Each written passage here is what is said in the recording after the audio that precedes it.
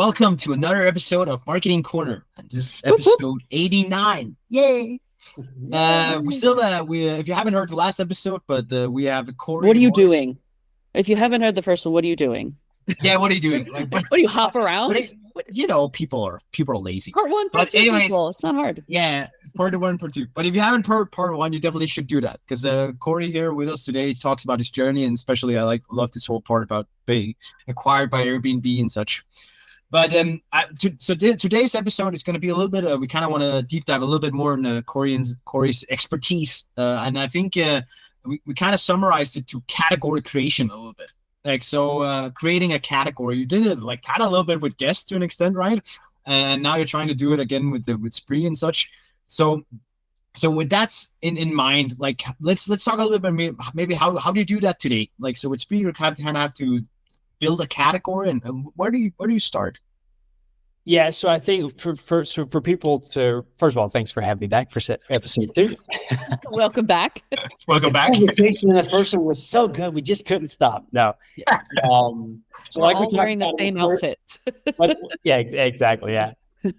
Like we talked about in the first episode, it's like I've been fortunate enough to find myself in these really wonderful situations where it's like, hey, come help us with this company. By the way, we're doing something that most people don't really know exists. So there's not really demand for this product.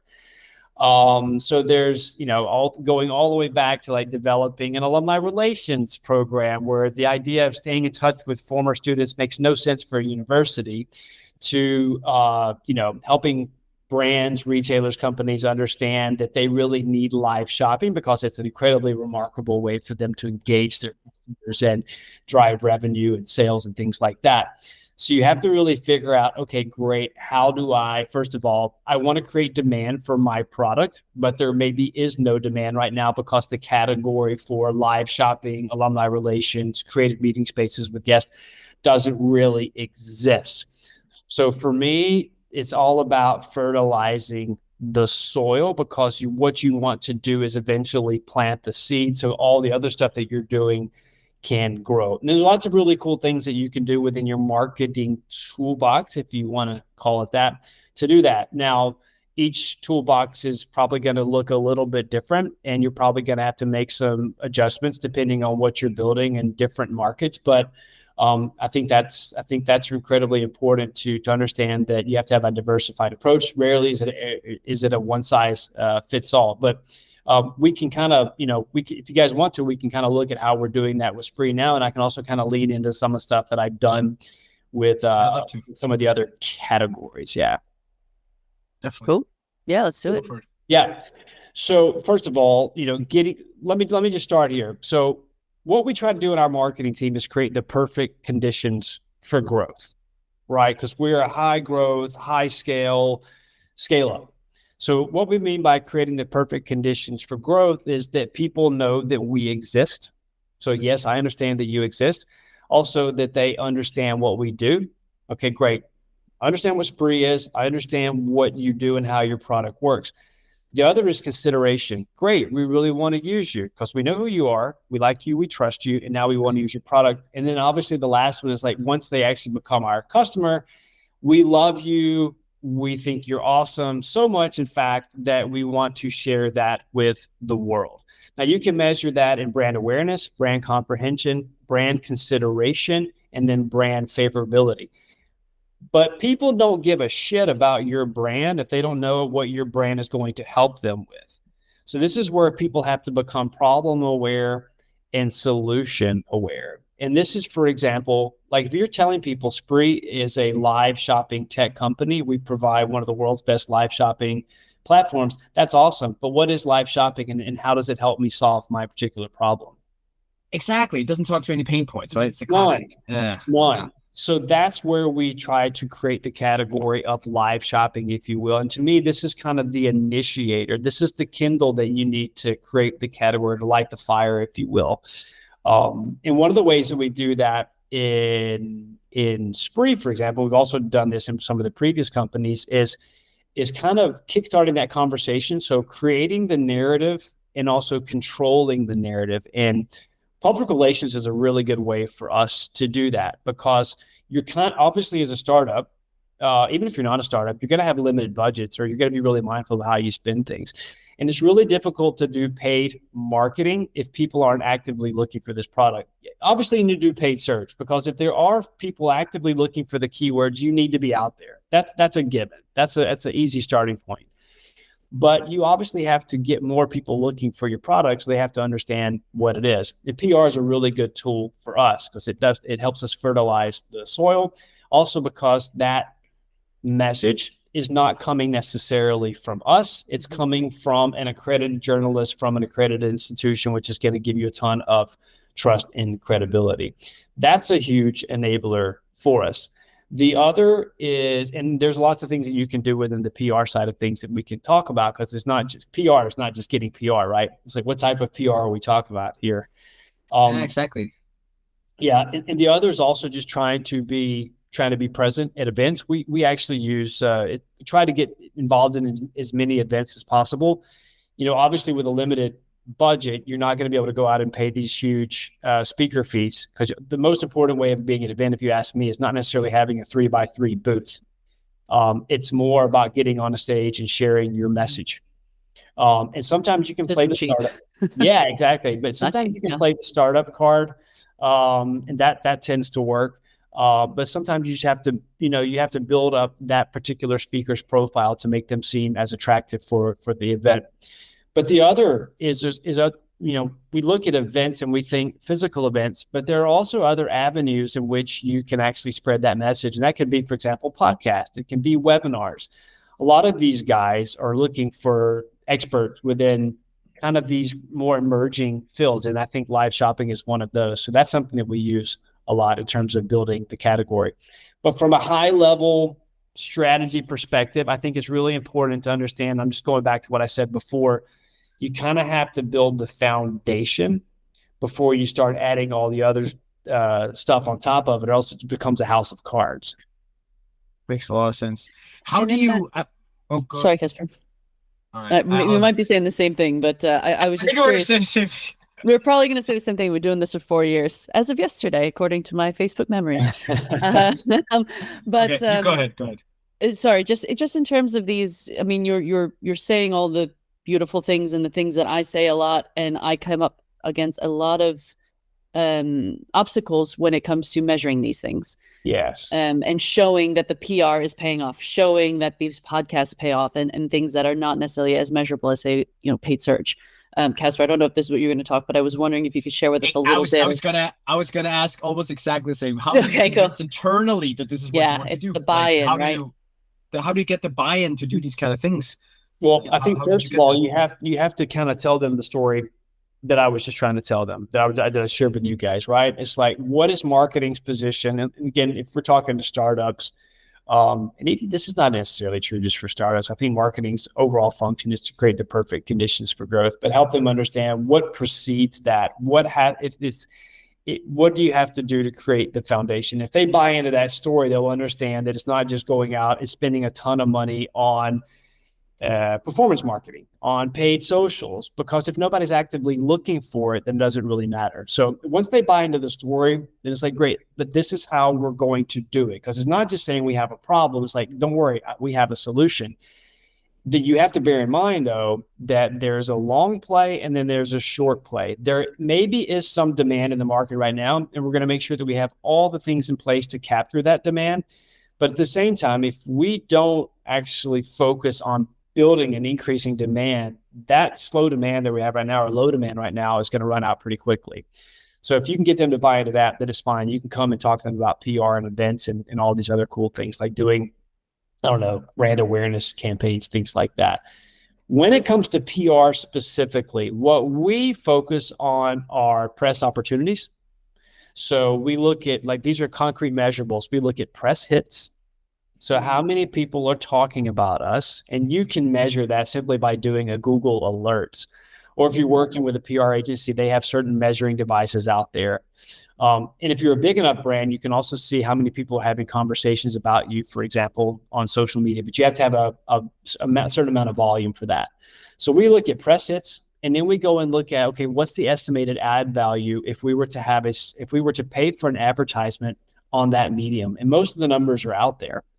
recently, for example, we got a full page in the biggest news magazine in our newspaper in Denmark. Great. That cost X thousands of Danish krona. Great. We got that for free. Not really for free because we put time and energy into it. And then another thing, so that's press hits. Then you look at estimated ad value, and then you look at a thing called PR value. And we use a factor of 2.5. And the PR value is how does that message resonate with your audience versus if it was a paid advertisement. And we have a fact, we think that is 2.5 times more valuable because it's coming from a journalist and is not being seen as an advertisement.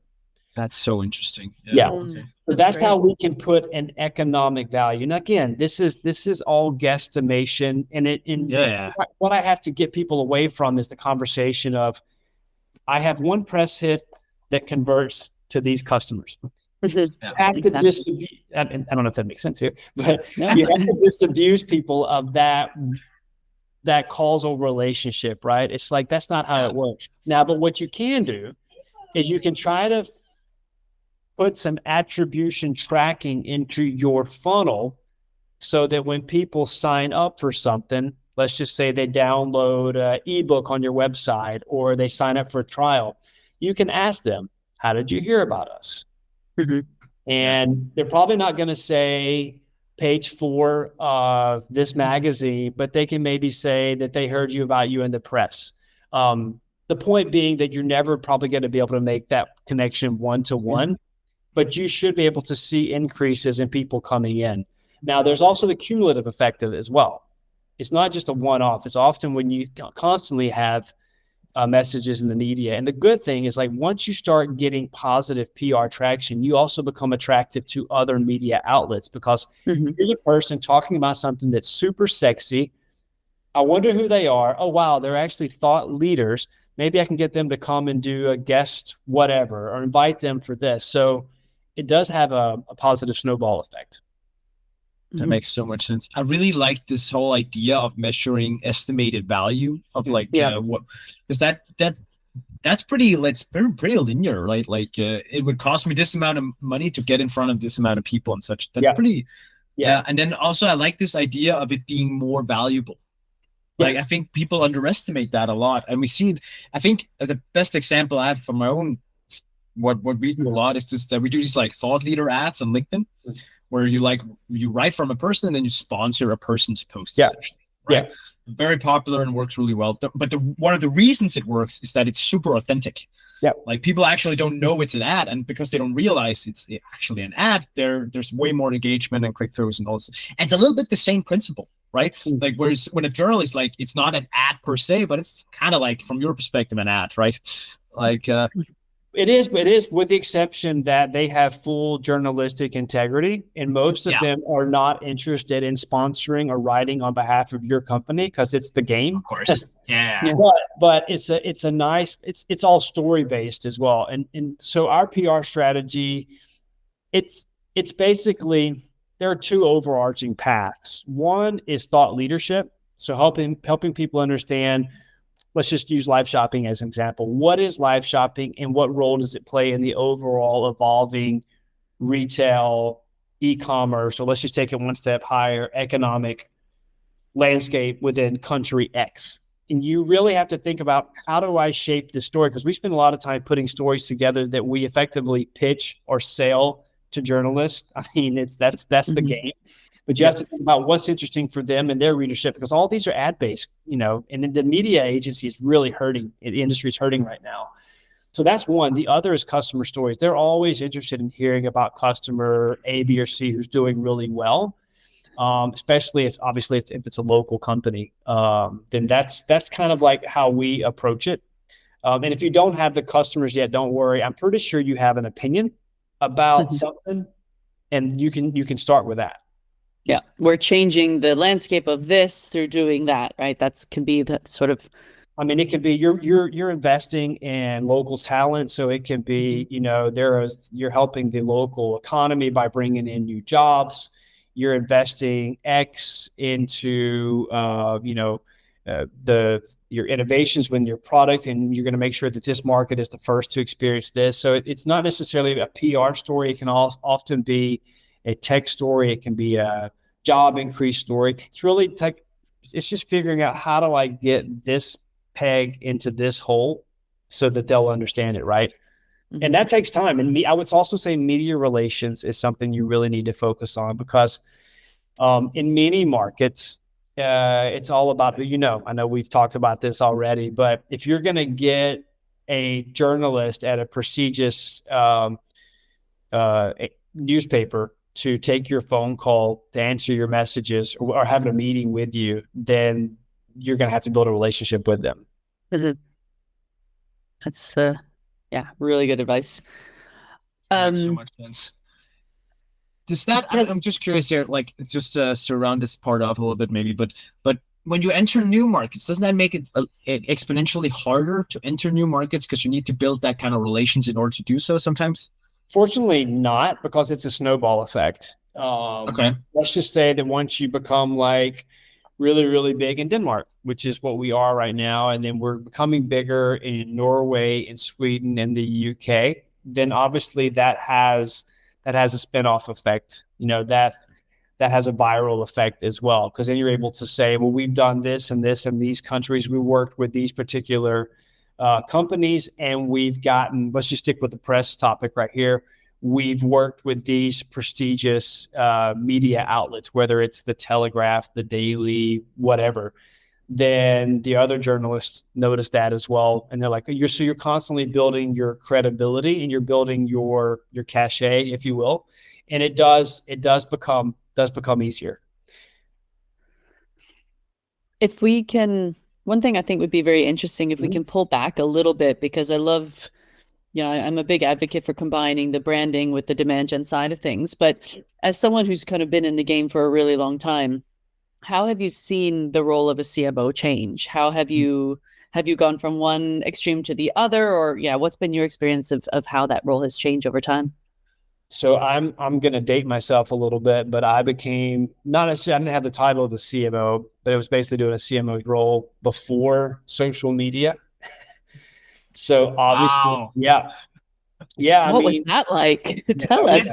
It was night and day. It really was. I mean, I remember we'd get excited about doing a direct mail send out, like paper, or doing a magazine, or back then, like an email campaign. Oh, wow, you're doing an e-blast. Actually, we didn't call them e-blast back then. E-blast, yeah. Weren't that sophisticated, but that was big. So obviously for me, where we are today, I mean, it's insane to think about. This was probably around 2005, so nearly 20 years. It's changed a lot. I mean, as we've talked about, like most of the companies and roles that I've been in have been with startup scale-ups. So it's a little bit different than maybe being the CMO for a Fortune 500 company. But I do think, even though the companies I worked with have been small, there are some similarities just in terms of how we communicate. I think our communication channels, let's just start with that, both internally and externally, are much more fragmented now than they were probably back then. I mean, externally, obviously, social media gives us so many opportunities to engage with our customers, but also to grow our customer base. And it's much more interactive, and it's also much more two-way than it was before. Obviously, before then, it was a one-way channel. I remember, funny story, I remember being at a big conference in 2006, and this is just when USA Today had opened up for people to allow for people to comment on articles. And I remember asking one of the major editors there, I was like, where do they see this going? And they were like, oh, that'll never take off. That's just a fad. Wow. And I was like, I wish I could talk to that guy now. I was like, I could see that being something huge. This was obviously before Facebook or thing. But I was like, this is kind of the democratization where we're really giving people a voice. Because before it was a one-way channel. Anyway. So much more fragmented, which can be good, but can also be incredibly difficult for a CMO to keep your finger on the pulse of everything. I think internally as well, we have some really good communication channels at our disposal. So for example, in our team, we use Slack a lot. A lot of people love Slack. A lot of people don't like Slack. I like it for some types of communication. We rarely use email. And then obviously, the ability to have a team, not necessarily with you physically all the time, and that's an interesting topic just in general. It's like, pre-pandemic, it was okay to work home for maybe a few days a week. Obviously, pandemic, now everybody's working from home and we'll never come back to the office. Well, as recently as 2 days ago, Amazon just announced that they're requiring all their employees to be in the office. I saw that. Yeah, that's right. Yeah, I saw that as well. A lot of companies are doing that. So I'm kind of curious, what's the future of the hybrid workspace? I don't really know. And I don't think any of us really know, right? But it's kind of like, so yeah, it's kind of like one of those decisions I at least was forced to have to decide on something. Yeah. When I started my company, Sparkforce here, so like we're 16 people now, and by this episode comes out, we're probably going to be 20 also. And I kind of had to make a decision. And I've tried, like when I was working for Templify when the pandemic hit, and I just started noticing that suddenly, like things that were easy before were not that easy anymore. Like I don't know, maybe it was my communication skills or something that was just different. And then I think one of the revelations for me was when I was working for United FinTech and started marketing. I had some people on my team, and there had never been anything like so smooth. Everyone was happy, all good times and stuff. And then there was that like recession of the pandemic came back for a month or something. I can't remember, a period where like January, like, okay, it's shut down country again for a month. And that was the first time ever that there was friction. And I just remember thinking that was like such at least personally for me, it's like pivotal moment. It was like, okay, I can't build a company that's only remote. I don't work like that. I can't do that. That doesn't work for me. So with Sparkforce, I'm like, people are allowed to move, like work from home. Actually, today I'm from home myself, and multiple people are for some reason were home today, and that's totally cool. But we can't have like people only working remotely. That I can't build the foundation of the company on that. No, and that's what I've found as well, is that there needs to be some flexibility. That's cool. And also just for just getting head down work done. It's nice just to either go to a meeting room or just have a day at home. But I still think for us, because our team, I've been there for about maybe almost 2 years, but a lot of our team members have only been there for a few months or, just half a year. And it's really hard to get the team to gel if everything is completely online. So right now we ask people to be in the office 4 days a week. And obviously there's a lot of flexibility there. But what I was just going to, back toward this topic is like, what's the role of the CMO? It's like having to deal with the fact that, or not deal with the fact, but because it's not a bad thing, but having a team who can work remotely, because we didn't have those communication abilities back then. And I still have some people on my team who actually do live remotely and work remotely. And that's not a big issue with them, because you hired them knowing that was how the relationship was going to be. But if your entire team was like that, I can see pros and cons with that as well. Another thing that I would talk about is that because there's so much going on right now, I think it's really important for a CMO to be quite holistic.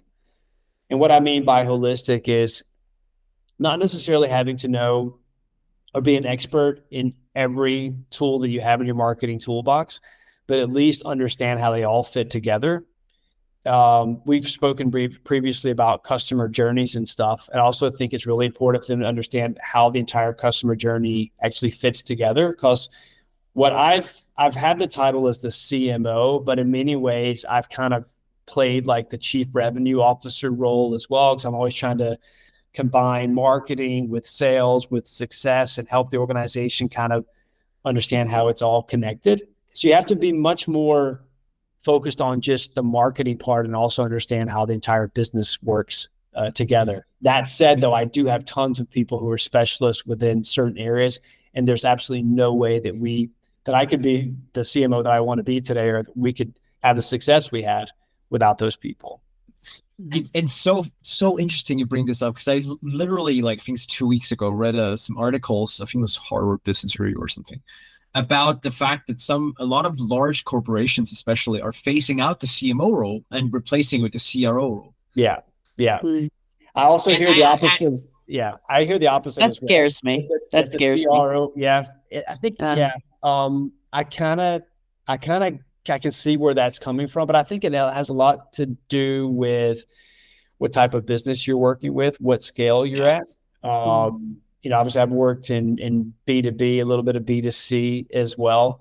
It depends on what stage you are as an organization. I do think these things are kind of trendy. I've heard actually the opposite, that they're doing away with a CRO role. And I'm pretty sure I've also read that as well too. So yeah. Yeah, they'll come up with a new acronym. Now it's this. And remember, but I think it's also like the CRO themselves. role also like to a large, and at least this is my opinion, it's like the whole reason is you have like these C-level roles is that you specialize in something, right? Like CRO feels like, don't get me wrong, revenue is really important, but everyone's like, like it's not a specialization field to be specialized in revenue. It's like, at least. But I think the reason that makes me scared is every CRO I've worked for has been an ex-salesperson. And that when that person becomes the boss of marketing, they don't get marketing, and so marketing is the annoying thing, and that kind of leads me to maybe the next point before we end this episode is, when I report to salespeople, they don't understand branding. They don't understand the PR that we mentioned earlier. They just want, get those good leads to sales. Google is what's driving it. So put all your money in Google, they don't understand. And so maybe, Corey, that leads me to my next question of like the shifting, right? Because it used to be like we marketers were the storytellers, we were coming up with the angles and the hooks and the fun, the narratives. And then I think in the kind of the mid 2000s or so, it swung completely the other way, where if you can't do it, if you can't measure it, you shouldn't do it. And it's data. And then branding kind of fell off a cliff. And I also read an article recently, like the new CMO, kind of like what you said, you have to be more holistic. You have to have the branding, you have to have the brand awareness and things like that, but you also have to have some kind of performance to point to and say, this is where it comes out to. What's your take on, the kind of focus areas or how you kind of balance all of that out as a CMO? I just think you have to be incredibly well-rounded. You also have to be remarkably good at stakeholder management and communicating internally the value of what you and your team bring to the organization. We spend an inordinate amount of time, and I have done this in previous jobs, helping the entire organization understand what marketing is, but also disabusing them of some of the misperceptions that they've had about what marketing is. That's quite common. A lot of companies don't bring in a marketing team until a little bit later. They often always start, well, at least some of the B2B companies, they always start with sales. Yeah. And it's like, let's grow. So let's bring in some marketing. And I get that because that's what marketing does. But I think it's really important as a marketing person today to be good at communicating how you communicate value to the entire organization. Case in point, with us, we not only just focused on top of funnel, pre-customer phase, we also help our sales team with sales enablement assets. We're the ones putting the pitch decks together for them. We're the ones creating all these landing pages. We're the ones helping them understand how to use HubSpot, like templates and snippets and things, so to make their job a little bit easier. We also help our customer success team. We're developing 30-day success plans that they can follow and send to their customers. And so we're trying to create value across the entire organization. That's really important. We've even gone to the extreme of creating love shops. And love shops are like workshops. There's just a lot more love being shared. And we do that specifically with such a marketing thing. That's marketing. I love it. You've rebranded workshops. Yes. And we do it with our sales team. And that's where we get the entire sales organization together. And then we talk about some of the things that we're doing from them. They talk about some of the things that they're doing with us. And we talk about what's going well, what's not going well. And it's an opportunity to just kind of air our successes, but also come with some of our grievances. And the next step of that is also to bring in people from success. And then effectively, we'll have the entire RevOps organization. But we thought it was really good in terms of framing to call these love shops, because we do look at it as a marriage between the two. And I always try to emphasize that we're working together. Everybody's working together to move that prospect through the funnel, if you will, or along the journey. I like to think, but it's stakeholder management, and it's just being really, really smart about how you communicate things. That's key. And I think that's one of my biggest gripes maybe of being a marketer. I mean, Casper and I did an episode called What We Hate About Marketing, is how much time we have to spend teaching people what we do. And it's like, sales don't have to do that. CS don't have to do that. Maybe product kind of have to do that. But, I've had to do town halls where a whole entire town hall with the whole company was dedicated to what is marketing. Just so people don't say we're a waste of money or, give a shit. I guess that's kind of one of my gripes of, if I could just focus on doing this stuff rather than teaching you why I'm doing it, maybe, but I don't know if we're going to solve that in this episode. I think the advantage of doing that, look at it as what's your ROI on doing that? Okay. So that means one of your ROIs could be that you have great understanding with the organization so that you can actually spend more time doing marketing. The other is that you help the organization understand that marketing is an org-wide thing, that we're all kind of responsible, accountable for marketing. And we do a lot of work helping our team understand, hey, when you guys go and help promote this LinkedIn post, we're able to extend the reach. Or when you guys help us with this particular piece of content, it's actually helping everybody else see that we're more than just 2 or 3 faces in the organization. And so all about giving them visibility and giving them a lot of the credit for the hard work that they're doing. It can seem quite daunting, but my experience is that ultimately it does pay off. Totally agree. Fair enough. I think on that note, we'll end this episode. Super, super cool, Corey, to get to know you and also learn a little bit about the journey part, but also like building this category. It's so funny because like whenever you talk to people about building category, there's never a line one approach, and everything can work. You just got to do it properly. That's kind of how I feel about it, at least. Yeah, absolutely. And that's probably going to change next with whatever company I'm in. Yeah, exactly. Who knows? Who knows? Guys, thanks so much for having me. It's been a pleasure, and I'd love to come back next time. I love chatting with you guys. Yeah, it's really good. Awesome. I have so many more questions, but we're out of time. But so that'll be table for later. Yeah, part 3, 4, 5. First 3. Yeah. Thank you so much, Corey. And people can get a hold of Corey on LinkedIn if they want to, if you have more questions. Please do. Cheers. Thanks for tuning in, guys. Thanks for your time. Bye.